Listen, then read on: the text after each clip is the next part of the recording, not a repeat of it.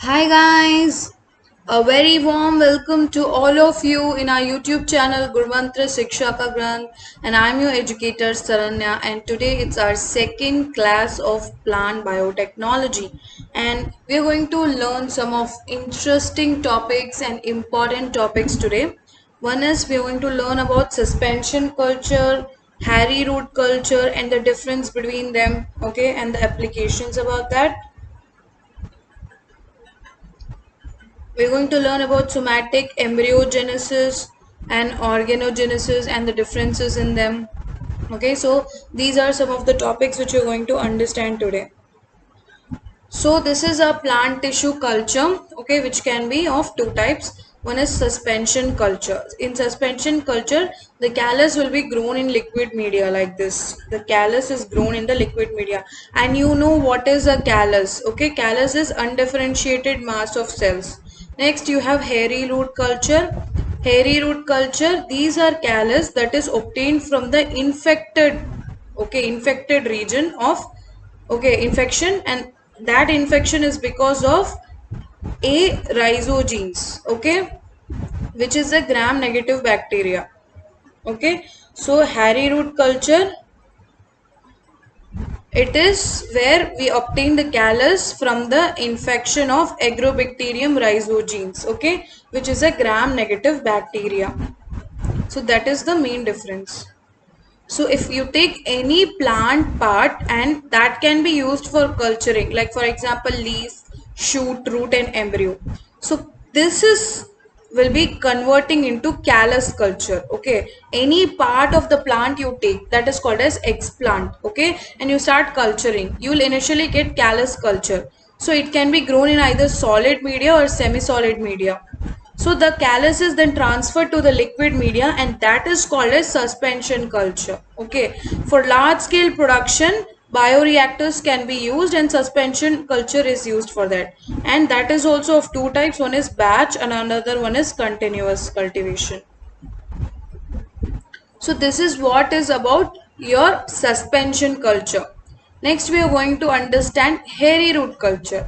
So if there is any wound present in a plant, like for example a cut or some kind of a wound, okay, plant cells will produce signaling molecules, okay, like phytohormones that will be produced.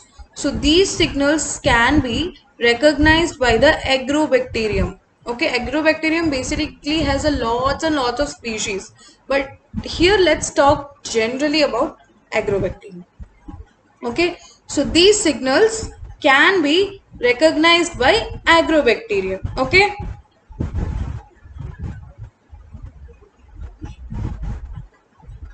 So the bacteria, after receiving this signal, will attach itself to the plant cell.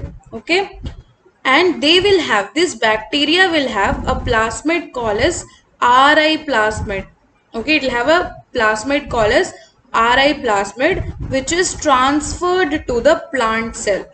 Okay, and it is called as RI because the microorganism involved in hairy root culture is Agrobacterium rhizogenes. Okay, Agrobacterium rhizogenes, and rhizogenes stands here, okay, for R for rhizogenes. So this plasmid is present in the bacteria, Agrobacterium rhizogenes, that will be transferred into the plant cell. Okay. So the RI plasmid gets inside the plant cell, and this will be getting integrated into the plant genome. Okay, the RI plasmid will get integrated into the plant genome. This way hairy root culture can be done. Okay, it requires up to 4 weeks for its growth to occur. So the advantages of this hairy root culture is that fast growth, low doubling time. Okay, low doubling time means fast growth only. Genetic stability will be there. Higher production of secondary metabolites. Growth in hormone-free medium can also be done. Okay, these are some of the advantages of hairy root culture. And how do we measure growth of a hairy root culture? So first one is a direct method where you simply weigh the biomass. Second is indirect method. In that you will actually test for the conductivity, nutritional depletion by the plant. Okay. So plant regeneration, you have somatic embryogenesis and organogenesis. In somatic embryogenesis you have direct and indirect method. Organogenesis also you have direct and indirect method. In direct method you have multiple bud initiation and axillary bud induction, and indirect method you have shoot formation, root formation. Okay, all of this we are going to learn now. So what is somatic embryogenesis? So non-zygotic cells. Somatic cells are basically non-zygotic, okay, body cells. They can be bipolar in nature, which means either they can help in the formation of a root or the formation of a shoot, okay. If they help in the formation of root, it's called as radicle. If shoot formation takes place, it's called as plumule, okay.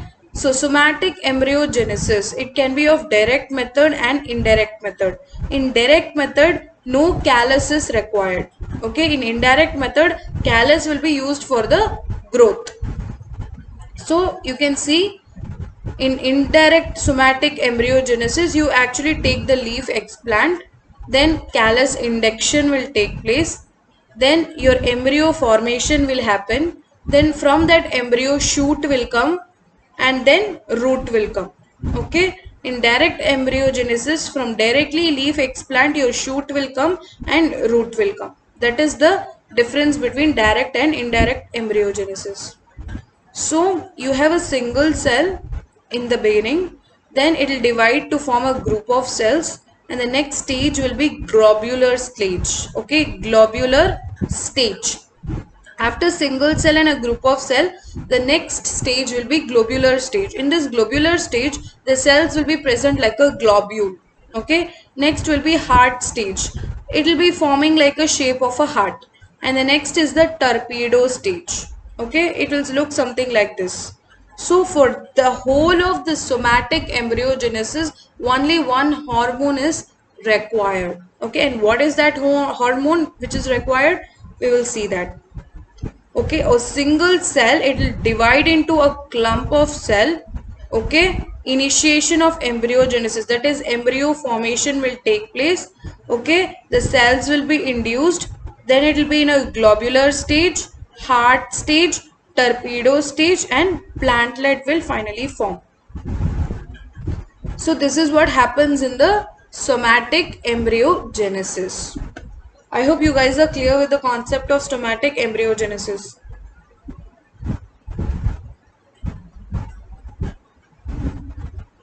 Okay, now we are going to talk about organogenesis. Okay, so organogenesis happens in the meristematic or non-meristematic tissue, mostly in the zygotic cells. Okay, first dedifferentiation happens, then induction, and again redifferentiation.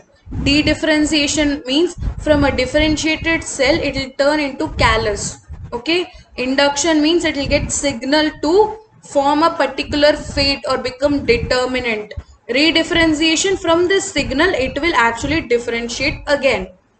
Okay, that is called as dedifferentiation, induction, and redifferentiation. Note this down because in organogenesis this is the sequence of events. Okay, it can also be direct and indirect, and in this two hormones play important role. Okay, you can see somatic embryogenesis, first callus is there, then globular formation, heart shape, torpedo shape, then you have plantlet, and from this whole plant will be regenerated.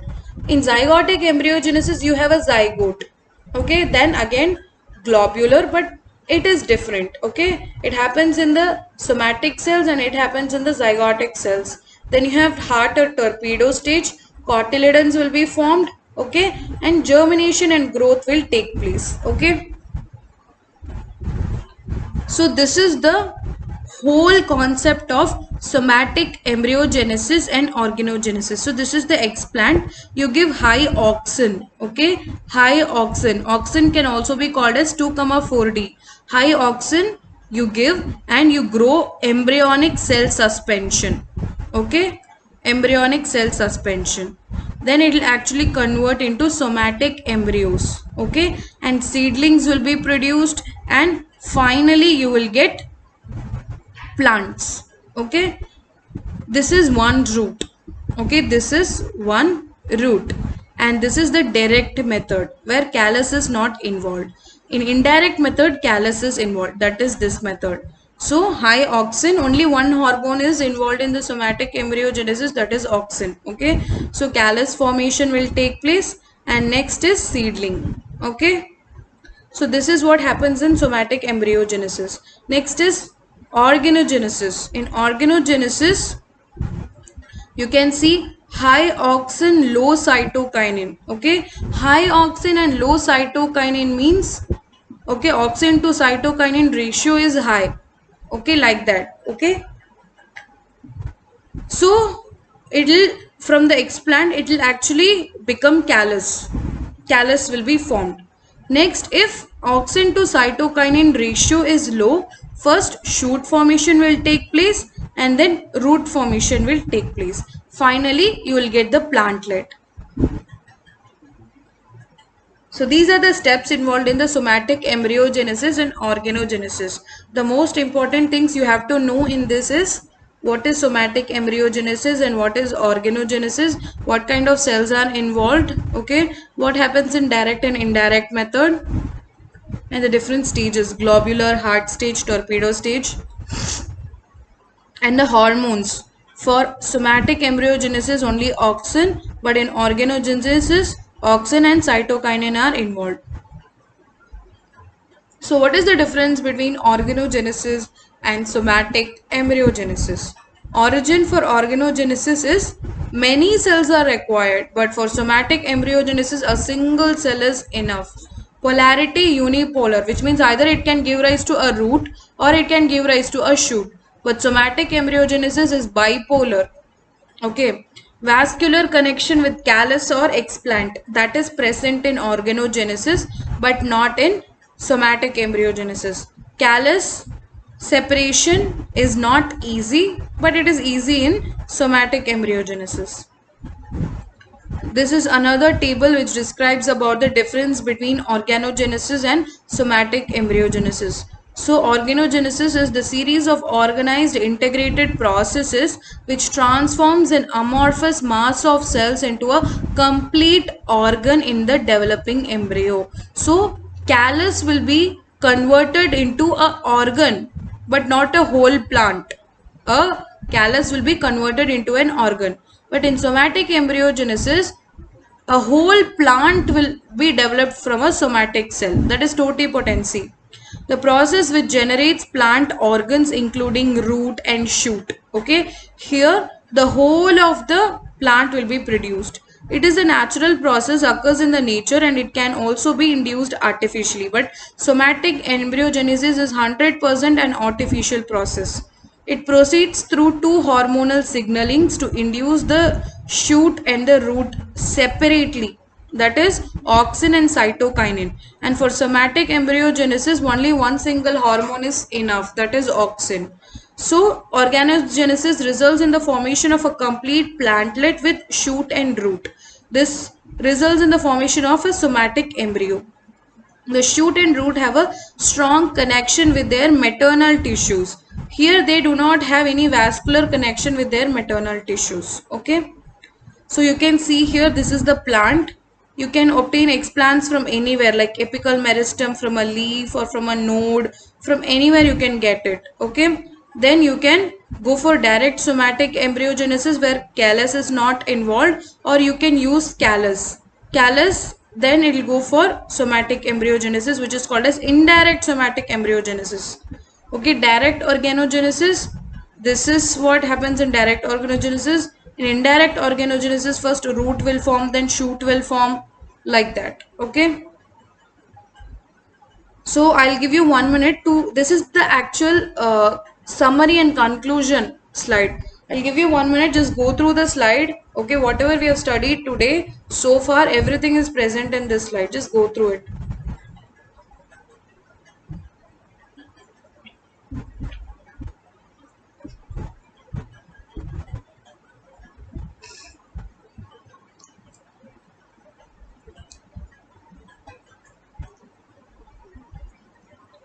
Okay, so this is all for today's class, guy. Okay, our class is over now. So if you are a CSIR net aspirant and are interested in joining the detailed paid class subscription in Unacademy, you can follow Neha Taneja ma'am. Okay. You will get daily live classes where you can chat with your educator, engage in discussions, you can ask your doubts and answers. Everything will be happening in live classes. Then you'll have structured course. You know, in CSIR there are totally 13 units. All the units will be completed for you with live tests and quizzes.